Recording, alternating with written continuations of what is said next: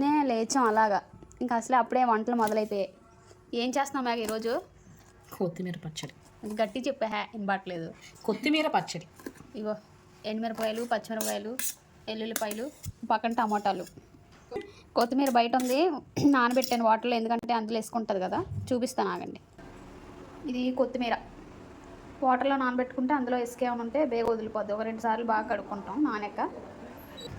మా వాళ్ళు చూసారు ఎందులో స్టోర్ చేశారో ధనియాలు. బిర్యానీలో ఆర్డర్ పెట్టి కూడా ఆ బాక్సులు కడిగాని ఇలా వాడాడు. మీరు కూడా వాడుతున్నారు ఇలాగే. ఇదేమో జీలకర్ర. మా వాళ్ళు అందరూ బాగా జీలకర్ర వాడతారు. మాకు జీలకర్ర లేకపోతే ఒక్కరోజు కూడా గడవదనమాట. ఫస్ట్ ఇలా సరిపడినంత ఆయిల్ వేసుకోండి. కొంచెం ఎక్కువైనా పర్లేదు, పచ్చళ్ళకి బాగుంటుంది.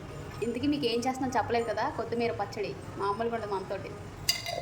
జీలకర్ర సరిపడినంత వేసుకోండి, అప్పుడే టేస్ట్ బాగుంటుంది. మళ్ళీ అందులో కొంచెం ధనియాలు. మేఘ ధనియాలు ఎందుకు వేసుకుంటున్నాను చెప్పు? టేస్ట్ కోసం అంట. అందులో వెల్లుల్లిపాయలు, పచ్చిమిరపకాయలు, ఎండుమిరపకాయలు ఇవన్నీ వేసుకుందాం. మనం ముందుగా పక్కన పెట్టుకున్నాం కదా అన్నీ రెడీ చేసుకొని. అవన్నీ వేసుకొని కొంచెం బాగా ఫ్రై అయిన తర్వాత అప్పుడు కొత్తిమీర వేస్తాం అన్నమాట. కొంచెం బ్రౌన్ కలర్లోకి వచ్చేలాగా ఫ్రై చేసుకోవాలి. అప్పుడే మనకి పచ్చడి చాలా టేస్టీగా చాలా బాగుంటుంది. స్మెల్ చాలా బాగుంది. స్మెల్ చాలా బాగుందంట మా ఫ్రెండ్ పక్కన చెప్పింది. కొత్తిమీరని ఇలాగ మనం వాష్ చేసుకోవాలి బాగా నీటిలో, అప్పుడే ఇసుకంతా పోద్ది. చూసారు కదా, ఇలా బ్రౌన్ కలర్లో బాగా ఫ్రై అయ్యాక ఇప్పుడు మనం కొత్తిమీర అందులోకి మార్చుకుంటున్నాం.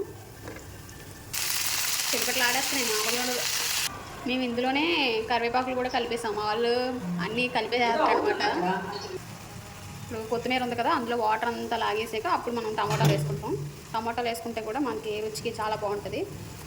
ఈ టమాటా వేసిన తర్వాత కొంచెం సేపు ఉంచుకుంటాం. తర్వాత కొంచెం చింతపండు వేసుకొని అవి బాగా ఫ్రై అయ్యాక మిక్సీ చేసుకుంటాం.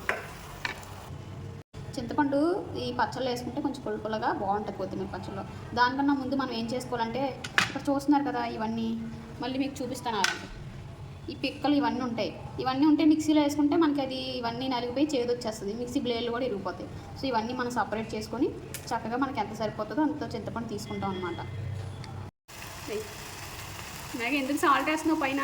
టేస్ట్ కోసం బాగుంటుంది. ఇప్పుడు వేస్తే కొంచెం బాగా ఉడుకుతాయి అన్నమాట. ఫ్రై అయిపోతాయా? తొందరగా అవుతాయి. తొందరగా ఫ్రై అవ్వడానికి సాల్ట్ వేసుకుంటాం పైన. కొంచెం వేసుకుంటాం. తర్వాత మనం మిక్సీలో వేసిన తర్వాత ఇంకో కొంచెం సాల్ట్.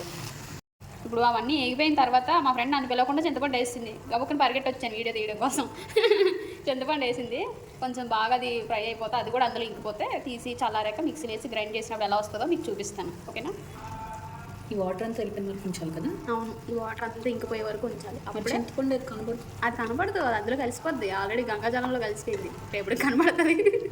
ఇది పొయ్యి మీద బాగా ఫ్రై అయిపోయింది. తెచ్చిన వెంటనే మిక్సీలో వేయడానికి వేడిగా ఉంటుంది కదా, అందుకని చెప్పి కొంచెం చల్లారాక ఇప్పుడు మిక్సీలో వేసి రుబ్బాక మీకు చూపిస్తా. చక్కగా మిక్సీ గిన్నెలో మార్చుకున్నాం. ఇప్పుడు రుబ్బేస్తాం. పచ్చడి మామూలు లేదు, ఇప్పుడే వచ్చింది. టేస్ట్ చేసి చెప్తాం. చూసారు కదా, సింపుల్గా కొత్తిమీర పచ్చడి చేసుకోవడం ఎలా అనేది మన వీడియోలో మొత్తం తీసాను. జాగ్రత్తగా చూసి మీరు కూడా చేసుకోండి. కావ్య, ఇప్పుడు నువ్వు టేస్ట్ చూసావు కదా, ఎలా ఉంది చెప్పు? సూపర్ ఉందక్క. టేస్ట్ సూపర్ ఉందంట. నేను కూడా టేస్ట్ చేశాను, చాలా బాగుంది. మళ్ళీ సరికొత్త వీడియోతో కలుద్దాం. బాయ్.